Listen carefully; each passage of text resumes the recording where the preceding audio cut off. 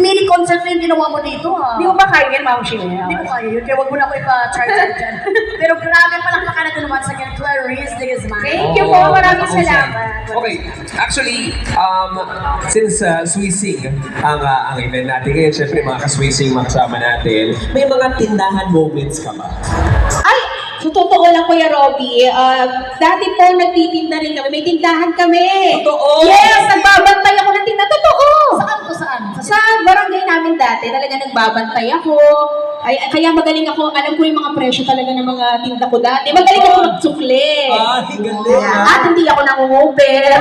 Importante, diwala. Diba? Basta, sobrang dami kong memories po talaga sa tindahan namin. Bata ako, yan, pinagbabantay ako. Pag galing akong school, magbabantay muna kami. Minsan doon ako gumagawa assignment. So meron din nangungutang sa iyo. Meron! Mahaba ang listahan din. Marami, pero kabisado ko lahat yun. Ay! Nakakatakot na tindera to si Clarice, ha? Talagang wala kang kuwan sa kanya. Tsaka natatandaan natin, hanggang ngayon naman ginagawa, diba? Yung soft drinks nilalagay doon sa plastic. Oo. Tapos may straw, tapos may mga tingi-tingi na mga snacks, ganyan. Minsan pa ngayong plastic, iihipan pa bago lagyan ng soft drinks. Oo, tama. Ayan, marami nakaka-relate sa atin. Nakuha ko na, diba? Kaya bawal na siya. Kumbaga, nainom mo na yung hininga nung May different flavor na.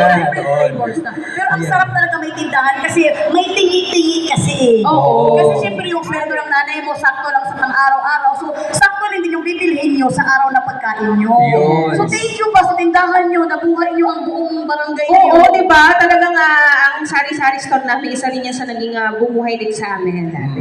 Kung may learning ka dun sa sari-sari store success Yes. story mo, ano yung pwede mo ipamahagi sa kanila? Siguro pang masasabi ko lang, tandaan niyo po sila yung mga nangungutang sa inyo.